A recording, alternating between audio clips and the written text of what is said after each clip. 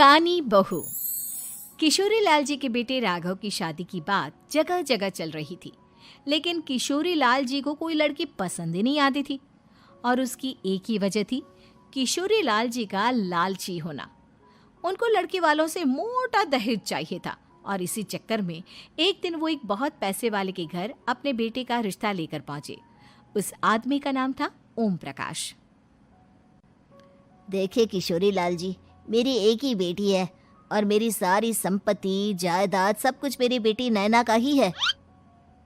पापा, नाम से लगता है बहुत खूबसूरत होगी। कितना अच्छा नाम है ना, नैना। ओ, वैसे बात तो सही है आपकी। अब इतना पैसा है, जमीन जायदाद है, इकलौती बेटी, आप भी क्या करेंगे? सब कुछ उसे ही देंगे ना। बिल्कुल ठीक पहचाना आपने। बस बेटी की शादी और सारी जायदाद उसके नाम। पापा, बिना देखे हाँ कर दीजिए ना। इतना अच्छा रिश्ता फिर कहाँ मिलेगा? माला माल हो जाएंगे हम। मैं अपनी बेटी को बुलाता हूँ। अरे नहीं नहीं नहीं नहीं, आपकी बेटी का नाम नैना है, सुनकर ही लगता है बहुत सुंदर होगी। रहने दीजिए अंकल, मैं तो आपकी बेटी के नाम से ही इतना खुश हो गया हूँ कि उसे बिना देखे शादी करने को तैयार हूँ। अब तो मैं उसका चेहरा सीधे शादी के बाद ही देखूंगा। और इस तरह राघव नैना का चेहरा नहीं देखता और उससे शादी कर लेता है।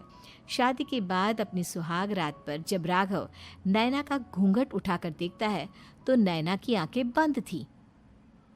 कितने खूबसूरत हो तुम नैना, जरा अपनी आंखें खोलकर मेरी तरफ देखो तो सही। नहीं, मुझे शर्म आती है। अरे, मैंने तुम्हें शादी से पहले भी नहीं देखा, और अब अगर तुम आंखें खोलकर मुझे देखोगी भी नहीं तो मुझे अच्छा कैसे लगेगा? इससे पहले कि नैना अपनी आंखें खोलकर राघव की तरफ देखती, अचानक से लाइट चली गई और राघव नैना को पूरी तरह से देख भी नहीं पाया। अगली सुबह नैना राघव के लिए नाश्ता बनाकर लेकर आई। अरे ये क्या, आधा पराठा सेका हुआ है और आधा बिल्कुल कच्चा। ये तुमने क्या किया नैना? बहू, तुमने क्या आधा पराठा तवे से नीचे लटका कर रखा था, जो आधा सेका है और आधा कच्चा? मुझे जितना दिखेगा उतना ही तो सीखूंगी ना पापा जी। जहाँ जहाँ मुझे नजर आ रहा था वहाँ मैंने सीख लिया, जहाँ जहाँ नहीं दिखा वहाँ कच्चा रह गया होगा। इसका क्या मतलब है? ये कैसा मजाक कर रही है तुम? अरे बहू, तुमने इतना लंबा घूंघट क्यों लगाया हुआ है? देखो, हमारे घर में बहुओं को बेटी की तरह रखा जाता है, और फिर तुम तो इतना सारा माल लेकर आई हो। देखो, ये घूंघट डालकर रखने की कोई ज़रूरत नहीं है। हाँ नैना, पापा जी ठीक कह रहे हैं, तुम तो आराम से रहो, अपना ही घर समझो। नैना अचानक से अपना घूंघट उठा लेती है। अरे ये क्या पापा, नैना की तो एक आंख फूटी हुई है। नाम से नैना, लेकिन ये तो कानी बहू निकली।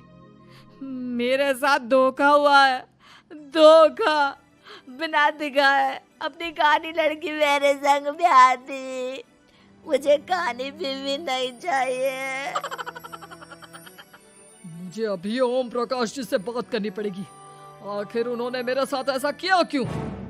अरे, आप लोगों ने ही तो पापा से कहा था कि आप लोग शादी से पहले मुझे देखना नहीं चाहते। अब मेरे पापा पर क्यों इल्जाम लगा रहे हैं? अरे लेकिन उन्हें बताना तो चाहिए था ना कि तुम कानी हो, एक आंख से तुम्हें दिखाई नहीं देता। किशोरी लाल और राघव नाराज होकर ओम प्रकाश को अपने घर बुलाते हैं। पापा जी, ये आपने क्या किया? शादी से पहले बताया क्यों नहीं कि नैना की आंखों में परेशानी है?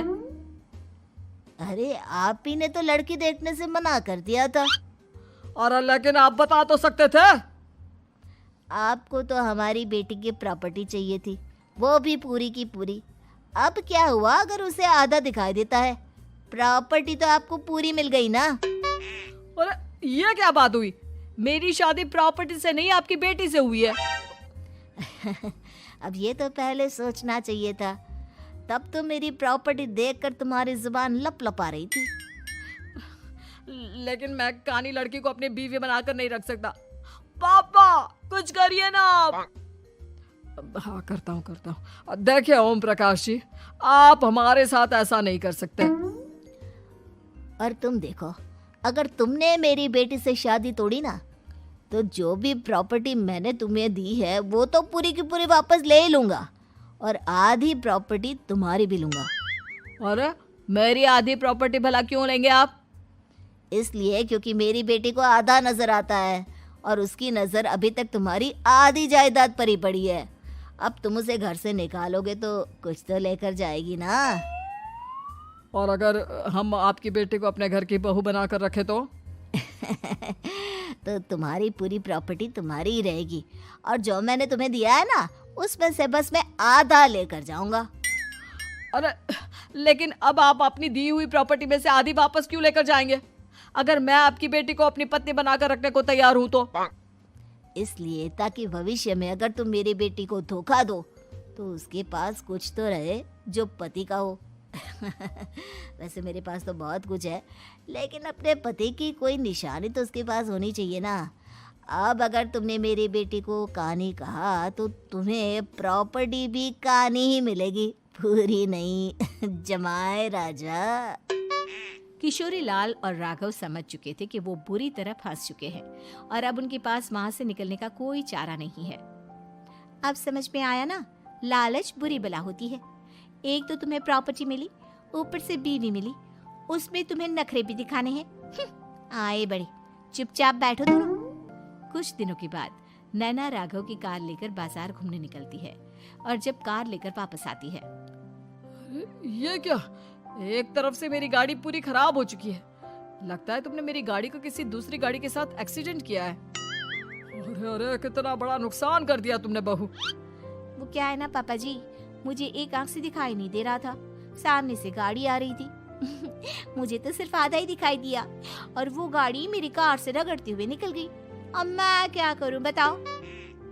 आप इसे ठीक कराने के पैसे कौन देगा? तुम्हारे पापा। तुमने मुझसे इस तरह से बात की? अभी रुको। नैना राघव की शिकायत ओम प्रकाश को कर देती है। देखो राघव, अब जो मेरी आधी प्रॉपर्टी तुम्हारे पास थी ना, उसमें से आधी और मैं लेकर जाऊंगा, क्योंकि तुमने मेरी बेटी को डांटा। अरे नहीं नहीं पापा जी, गलती हो गई, माफ कर दो। गलती की तो कोई गुंजाइश ही नहीं। अगली बार मेरी बेटी को डांटा तो बची हुई आधी में से आधी और ले जाऊंगा। लालच के चक्कर में हम दोनों ने बहुत बड़ी गलती कर दी बेटा। एक तो तुम्हें कानी बहू मिली और ऊपर से जो माल मिला वो भी काना। इस तरह राघव की हर एक गलती पर ओम प्रकाश उसकी प्रॉपर्टी का आधा आधा हिस्सा लेकर अपना सारा माल वापस ले गया और राघव को कानी बीवी से काम चलाना पड़ा। भाई लालच वाकई में बुरी बला है।